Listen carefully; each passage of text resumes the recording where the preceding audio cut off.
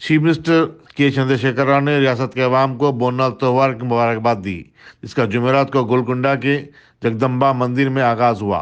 उन्होंने कहा कि यह त्योहार तेलंगाना की मुनफरिद तहजीब की अक्कासी करता है। उन्होंने कहा कि रियासती हुकूमत बोनाल त्योहार की हर साल सरपरस्ती करती है और उसके लिए तमाम तर इंतजाम किए जाते हैं। हैदराबाद में बीजेपी की कौमी अमला के इजलास की तमाम तर तैयारियां मुकम्मल हो चुकी हैं। इस इजलास का 2 जुलाई को आगाज हो रहा है। 3 जुलाई को वज़ीर-ए-आज़म नरेंद्र मोदी परेड ग्राउंड सिकंदराबाद पर एक आम जलसे से भी खिताब करेंगे। कौमी अमला के इजलास में वज़ीर दाखिला अमित शाह समेत कई मरकजी वज़रा, बीजेपी की ज़ेर-इक़्तिदार रियासतों के चीफ मिनिस्टर और बीजेपी के रियासती सदूर शिरकत करेंगे। कई कायदीन जुमेरात की शाम में हैदराबाद पहुंच गए। बीजेपी के कौमी सदर JP नड्डा जुम्मे की शाम हैदराबाद पहुंचे तो उनका एयरपोर्ट पर शानदार इस्तकबाल किया गया। की इंचार्ज ऑफिसर्स ने పెట్టడం జరిగింది। సిటీ పోలీస్ చెందిన అధికారులు ఉంటారు ఇన్ఛార్జ్గా, వారికి సహాయంగా సిటీ పోలీస్ నుండి ఆఫీసర్స్, బయట నుండి కొంతమంది SP rank, DIG rank officers, ACP rank, DSP rank వీళ్ళు కూడా అందరూ వచ్చారు. వారి కోసం ఫోర్స్తో సహా వారిని కూడా ఇక్కడ డ్యూటీస్ కోసం నియమిస్తున్నాను. మీటింగ్ అయిపోయిన తర్వాత ఏ విధంగా పబ్లిక్ అంతా వెళ్ళిపోతుందో అనేది కూడా మేము వాచ్ చేసే అవసరం ఉంది. అది దానికోసం కూడా ఏర్పాటు చేస్తాం. ఇదే కాకుండా బేగంపేట ఎయిర్పోర్ట్లో చేసే అరేంజ్మెంట్స్, రాజ్భవన్లో ప్రధానమంత్రి గారు రాత్రి బస చేస్తారు 3వ తేదీ. సో దాని గురించి కూడా ఏర్పాట్లు అన్నీ కూడా మేము ఆల్రెడీ చేశాము. HICC నుండి ఇక్కడ వరకు రూట్ బందోబస్తు అవుతుందో దానికోసం కూడా భారీ ఎత్తున డిప్లాయ్మెంట్ చేసే అవసరం వచ్చింది. ఎందుకంటే అక్కడ పికప్ ఏరియా చాలా ఉంది. సో దాంట్లో చాలామంది VVIP కేటగరైజ్ Z+ కేటగిరీ ఉన్న వాళ్ళు VIP కూడా ఉన్నారు. हैदराबाद में बीजेपी की कौमी अमला के इजलास और वज़ीर-ए-आज़म नरेंद्र मोदी समेत कई अहम कायदीन के दौरे के पेश नज़र सिटी पुलिस ने चारमीनार और मक्का मस्जिद के अतराफ सख्त सिक्योरिटी इंतजाम किए हैं। बीजेपी के कायदीन भाग्यलक्ष्मी मंदिर भी आ रहे हैं। ऐसे में पुलिस ने अमन और ज़ब्त की बरकरारी के लिए कड़े इक़दाम किए हैं। जफराबाद में दफ़ा 144 नाफिज कर दिया गया है। चीफ सेक्रेटरी सोमेश कुमार ने वज़ीर-ए-आज़म की सिक्योरिटी के इंतजाम का आला अहदेदारों के साथ एक इजलास में जायजा भी लिया।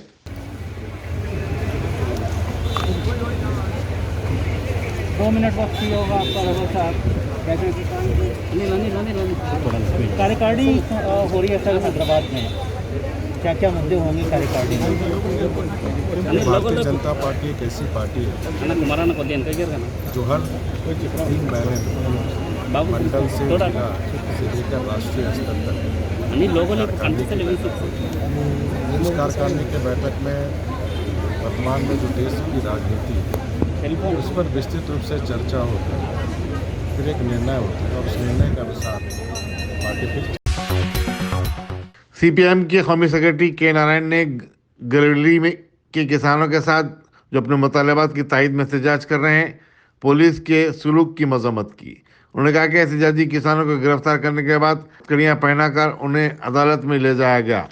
नारायण ने कहा कि हुकूमत इन गरीब किसानों की अराजियात को हड़प रही है और जब वो इसकी मजामत कर रहे हैं तो उन्हें डराया और धमकाया जा रहा है। एहतजाजी किसानों की अंधाधुंध गिरफ्तारी से पूरे जिले खम्मम में खौफ व हरास का माहौल पैदा हो गया है। పొలిటికల్గా మాట్లాడతాం తప్ప ఫిజికల్గా వ్యతిరేకించాల్సిన అవసరం మాకు లేదు. ఎందుకంటే ఏ పొలిటికల్ పార్టీకి ఆ పొలిటికల్ పార్టీకి మహాసభలు జరుగుతాయి. ఇప్పుడు మా మహాసభలు కూడా విజయవాడలో జరగబోతున్నాయి. కాబట్టి పార్టీ సమావేశాలకు హాజరవుతున్న మేమేం నిరసన తెలియదలుచుకోలేదు. కానీ మేము అడగదలుచుకుంది ఒకటే, అయ్యా బీజేపీ పాలసీయే కదా అమలు చేయాల్సింది మోడీ. బీజేపీలో ఏ పాలసీ అనుసరిస్తుందో, విధానం అనుసరిస్తాయో అదే ప్రకారం మోడీ ప్రధానమంత్రికి అమలు చేయాల. మరి మీరు ఏమైనా ఫెడరల్ స్ఫూర్తిని ధ్వంసం చేయదలుచుకున్నారా? ఇప్పటికే ఫెడరల్ మన భారతదేశం పెద్దది, అనేక భాషలు ఉన్నాయి, తర్వాత ప్రాంతీయ భేదాలు ఉన్నాయి. ఇప్పుడు జమ్మూ కాశ్మీర్లో చలికి వడికిపోతుంటే ఇక్కడ ఒక్కపడతా ఉంది. అట్లాంటి తీవ్ర విభేదాలతో కూడుకున్నటువంటి నైసర్గిక స్వరూపం అంది.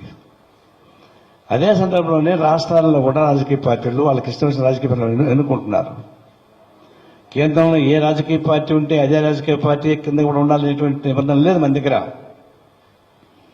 అదే ఫెడరల్ స్ఫూర్తి అంటాం. రాష్ట్రాల యొక్క హక్కులు వాళ్ళకు ఉన్నాయి. మరి రాష్ట్రాల్లో హక్కులు వాళ్ళకు ఉన్నప్పుడు ఈ రాష్ట్రాలు ప్రజల చేత ఎన్నుకోబడినటువంటి ప్రభుత్వాలను ధ్వంసం చేసేటువంటి పద్ధతి బీజేపీ అని అనుమతించిందా, లేదా ఆర్ఎస్ఎస్ అనుమతించిందా? మీరు డిసైడ్ చేయండి. నాకు అభ్యంతరం. హైదరాబాద్ మీటింగ్ జరగబోతుంది. మీరు డిసైడ్ చేయండి. మేము ఎన్నికైన ప్రభుత్వాన్ని ధ్వంసం చేయదలుచుకున్నాము, ఫెడరల్ స్ఫూర్తి మాకు ఇష్టం లేదు అని తీర్మానం చేయండి. మాకేం అభ్యంతరం లేదు. కానీ తీర్మానమే మంచిగా చేస్తారా? ఆచరణకు వచ్చేకాడికి కొంగ పని చేస్తారా? ఈ రాష్ట్రాన్ని ఈ విధంగా ధ్వంసం చేసుకుంటూ వస్తూ ఉన్నారు. లేకపోతే మహారాష్ట్రలో ఒక పార్టీ చీలిపోవచ్చు. ఒక రాజకీయ పార్టీ అంతర్గత విభేదాల వల్ల చీలిపోవచ్చు. అది వాళ్ళ ఇష్టం. దానికి కేంద్ర ప్రభుత్వం పట్టించుకోవాల్సిన అవసరం వచ్చింది. महाकाली जात्रा बोनाल उत्सव के सिलसिले में हिंदू मनादिर की कमेटियों का एक इजलास सालाजंग म्यूजियम में वज़ीर animal husbandry T Srinivas Yadav की ज़ेर सदारत मुनक़िद हुआ। इजलास में deputy commissioner police south zone Sai Chaitanya और दूसरे आला अहदेदार भी शरीक थे। श्रीनिवास यादव ने मीडिया से बातचीत करते हुए बताया कि बोनाल के लिए रियासती हुकूमत की तरफ से वसीतर इंतजाम किए जा रहे हैं। चीफ मिनिस्टर ने इसको तेलंगाना का त्योहार करार दिया है। मंदिरों को बोनाल तकारीब के शानदार इनेकात के लिए फंड भी जारी किए जा रहे हैं। श्रीनिवास यादव ने इस यकीन का इजहार किया कि ये त्यौहार शहर की गंगा जमनी तहजीब को बरकरार रखने में कामयाब रहेगा और बोनाल जुलूस पुरअमन तौर पर गुजर जाएगा। ఈ రోజు ఓల్డ్ సిటీ ప్రాంతంలో ఉమ్మడి దేవాలయాల చైర్మన్ రాకేష్ తివారీ గారు ఈ రోజు మీటింగ్, ఈ రివ్యూ మీటింగ్ లో అన్ని డిపార్ట్మెంట్ల అధికారులు, అన్ని దేవాలయాలకు సంబంధించినటువంటి ప్రతినిధులను అందరినీ ఇన్వైట్ చేయడం జరిగింది. 17th నాడు ఘటాల ఊరేగింపు. ఈ 17 ఇవాళ 1వ తారీఖు కాబట్టి పండుగ 24, 25వ తారీఖు ఓల్డ్ సిటీలో జరిగేటువంటి బోనాల జాతర ఈ నెల 24, 25వ తారీఖు కాబట్టి అక్కడ జరిగేటువంటి డెవలప్మెంట్ వర్క్స్ అన్ని మీ అందరూ కూడా రివ్యూ జరిగింది. ఏ వర్క్ అయినా కానీ మరి వెంటనే టేకప్ చేయడం ఆల్రెడీ కొన్ని ప్రాసెస్లో కూడా ఉన్నాయి, ప్రోగ్రెస్లో ఉన్నాయి. మరి గౌరవ ముఖ్యమంత్రి గారి ఆదేశాల మేరకు పండుగ గొప్పగా జరగాలనేటువంటి ఉద్దేశంతో ఈరోజు యావత్ భారతదేశ చరిత్రలో మాంకాళి జాతరకు ప్రైవేట్ దేవాలయాలు దగ్గర 3,500 దేవాలయాలకు ఆర్థికమైనటువంటి సాయం చేయడం అనేది దేశంలో ఎక్కడ జరగదు. మరి గౌరవ ముఖ్యమంత్రి గారు నిన్ననే 15 కోట్ల రూపాయలు ఆ పర్పస్ లో ఇవ్వడం జరిగింది. ఇది కాకుండా ఒక 70-80 కోట్ల రూపాయల వర్క్స్ వేరియస్ డిపార్ట్మెంట్ల నుంచి జరిగేటువంటి కార్యక్రమాలు, 3D మ్యాపింగ్ కావచ్చు, R&B వర్క్ కావచ్చు, పోలీస్ డిపార్ట్మెంట్ కావచ్చు, వాటర్ వర్క్స్ కావచ్చు. आरटीसी कॉलोनी मौलाली में कांग्रेस पार्टी का दफ्तर कायम किया गया है। नायब सदर मेडचल डिस्ट्रिक्ट कांग्रेस कमेटी फारूक अली ने इफ्तिताह किया, जबकि सदर Medchal district Congress committee N Sridhar ने मेहमान खुसूसी की हैसियत से शिरकत की। फारूक अली ने बताया कि आवाम की बेहतर अंदाज में खिदमत करने के जज्बे के तहत ये दफ्तर कायम किया गया है। డివిజన్లో మా మిత్రుడు మరి డిసిసి వైస్ ప్రెసిడెంట్, జిల్లా కాంగ్రెస్ వైస్ ప్రెసిడెంట్ ఫారూక్ అలీ ఒక పార్టీ కార్యాలయాన్ని ఏర్పాటు చేసి ఇక్కడ ఉన్న స్థానికులు నాయకులందరితోటి కూడా కలిసి మా వంతు కాంగ్రెస్ పార్టీ తరఫు నుంచి కూడా ప్రజలకు సాయం చేయాలి. మరి ఇక్కడ ఉన్న ప్రాంతవాసులందరూ కూడా రేపు కాంగ్రెస్ పార్టీ పక్షాన నిలిచి వాళ్ళ సమస్యలని అధికారుల దృష్టికి కానీ, ఇక్కడ ఉన్న స్థానిక నాయకత్వం, డివిజన్ ప్రెసిడెంటే కానివ్వండి, సీనియర్ కాంగ్రెస్ నాయకులు, కాంటెస్టెడ్ అందరు నాయకులతోటి కలిసి ఇక్కడ ఒక చిన్న ప్రజలకు ఒక ఇబ్బందులు కలిగినప్పుడు ముందుకొచ్చి మరి ప్రభుత్వం పైన కానీ అధికారుల దృష్టికి తీసుకెళ్లాలని ఒక మంచి ఉద్దేశంతో ఈ కార్యక్రమం చేసిండు. తప్పకుండా ఈ డివిజన్లో ఎలాగో నేను అప్పుడప్పుడు ఇక్కడ వచ్చి కూర్చొని కూడా అందరితో ఏదైనా సమస్యలు ఉంటే చర్చించి దీన్ని ముందుకు తీసుకెళ్ళి ప్రజల పక్షాన నిలబడి ఏ సమస్యనైనా కూడా ఈ ఆర్టీసీ కాలనీ చుట్టుపక్కల ఉన్న కాలనీస్కు మరి మిగతా ఏరియాలలో కూడా ఏ సమస్యలు ఉన్నా కూడా వారిని ప్రభుత్వం దృష్టికి కానీ అధికారుల దృష్టికి తీసుకెళ్ళి దీన్ని సాల్వ్ చేసే దిశగా ప్రయత్నం చేస్తామని తెలియజేస్తున్నాం. साबिक वजीर और खैताबाद के टीआरएस रुकन असम्बली दानम नागेंद्र ने कहा कि बीजेपी तेलंगाना में सियासी अदम इस्तेहकाम पैदा करने की कोशिश कर रही है। मीडिया से बातचीत करते हुए नागेंद्र ने कहा कि बीजेपी के कौमी कायदीन को जो अमेला के इजलास में शिरकत के लिए हैदराबाद आ रहे हैं, सबसे पहले रियासत की तरक्की का मुशाहिदा करना चाहिए। चीफ मिनिस्टर के चंद्रशेखर राव की क़यादत में कई फलाई स्कीमों को रुबेमल लाया जा रहा है और मरकजी हुकूमत इन स्कीमों की नकल भी कर रही है। खैरताबाद की कॉर्पोरेटर विजय रेड्डी के टीआरएस छोड़ देने पर डी नागेंद्र ने कहा कि लोग शख्सी वजूहात और जाती मफादात के लिए पार्टी से मुस्तफी होकर दूसरी पार्टियों में शामिल हो रहे हैं।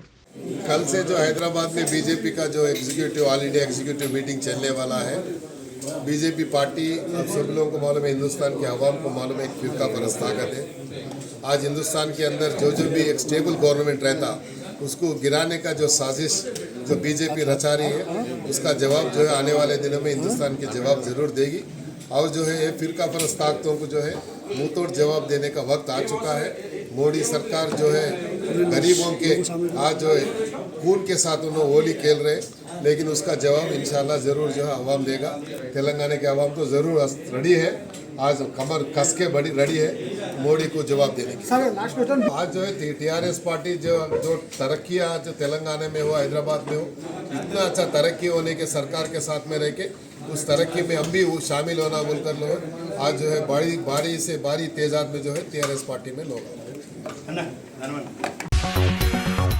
हस्तनीपुरम की बीजेपी कॉर्पोरेटर सुजाता नायक की टीआरएस में शमूलियत पर शदीद बरहमी का इजहार करते हुए बीजेपी के मकामी कायदीन ने उनसे कॉर्पोरेटर के ओहदे से इस्तीफे का मुतालबा किया।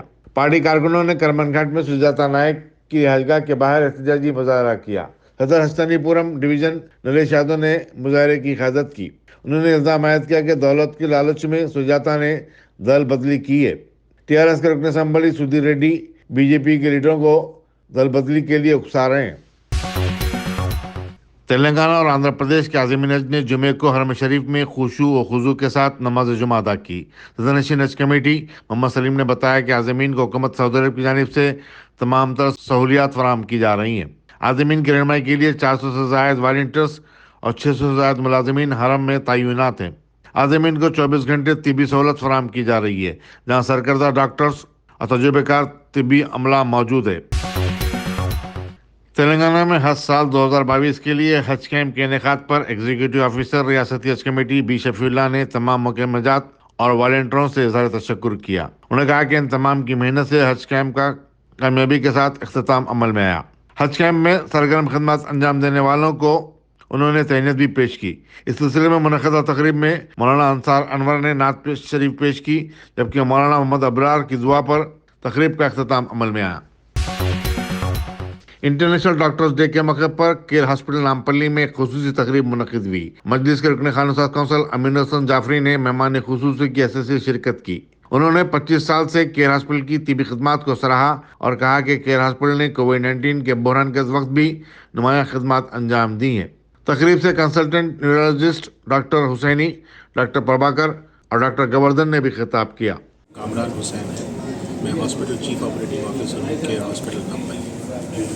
आज हम नेशनल डॉक्टर्स डे सेलिब्रेट कर रहे हैं और ये बहुत इम्पोर्टेंट दिन है क्योंकि आज का ही दिन हमको मिलता है डॉक्टरों का शुक्रिया अदा करने का, जो पूरा साल हमारे लिए सेल्फलेस सर्विस करते हैं। और स्पेशली पिछले 2 सालों में जहाँ पैंडेमिक ने हमको की महामारी ने हमको इतना परेशान किया है और इतने लोग जो हॉस्पिटल में आए तो परेशान थे। कुछ लोगों को, बहुत से लोग अपने रिश्तेदारों की जान भी गंवानी पड़ी उनको। तो ये वक्त है कि हम तहे दिल से अपने डॉक्टर्स का और उनके प्रोफेशन का और उनके सेल्फलेस सर्विस का towards the humanity, we thank them with and we express our ultimate gratitude towards them. Thank you very much. और आज के दिन ही केयर नामपल्ली एक सुरक्षा पैकेज लॉन्च कर रहा है जो किसी को भी कोविड हुआ के लिए उस कोविड ने कितना असर किया है उनके जिस्म के ऊपर और उनके अलग अलग ऑर्गन्स के ऊपर और उसकी किस हद तक उनको नुकसान हुआ है ये जानने के लिए और आगे के ट्रीटमेंट के लिए ये जो पैकेज है ये डिस्काउंटेड पैकेज हमने आज लॉन्च किया है। इसका नाम सुरक्षा पैकेज है और आपसे गुजारिश है कि आप लोगों को बताएं और इन टेस्ट का उपयोग करें।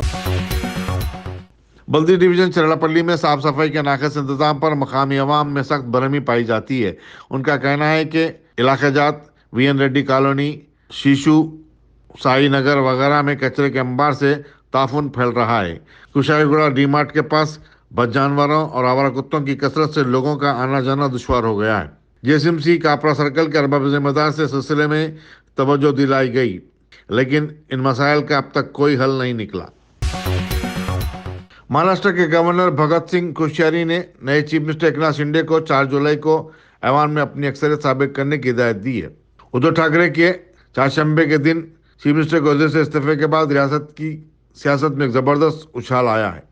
एकनाथ शिंदे ने, जिनके पास शिवसेना के 40 अरकान असम्बली हैं, बीजेपी के 106 अरकान की तायद से अपनी हुकूमत कायम कर ली। 288 रुकनी महाराष्ट्र असम्बली में हुकूमत बनाने के लिए 145 अरकान की तायद दरकार है। 3 जुलाई को असम्बली के नए स्पीकर का इंतखाब अमल में आएगा।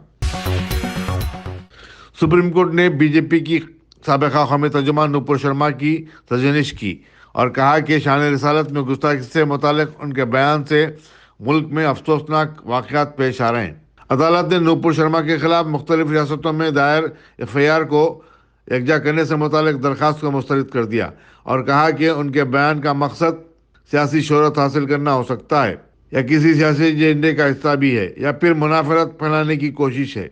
जस्टिस श्रीकांत और जस्टिस जेपी पर्दीवाला ने उन्हें अपनी दरख्वास्त वापस लेने की हिदायत दी। जजेस ने कहा कि ऐसे बयान जहालत की दलील है। उन्होंने पूछा कि आखिर ऐसे बयान देने का उनका मकसद क्या था और उसकी ज़रूरत क्या थी। अदालत ने कहा कि ये लोग ना तो कोई मजहबी शख्सियत हैं और ना ही उन्हें दूसरे मजहबों का कोई एहतराम है। हिंदुस्तान में गुज़श्ता 24 घंटे के दौरान कोरोना वायरस के 17,701 नए केसेस दर्ज हुए, जबकि इसी मुद्दत में 23 नई अमवात हुई हैं। मरकजी वज़ारत सेहत ने बताया कि मुल्क में अब तक 4,34,69,234 अफराद कोविड-19 से मुतासिर हुए हैं। वहीं मरने वालों की तादाद 5,25,139 हो चुकी है।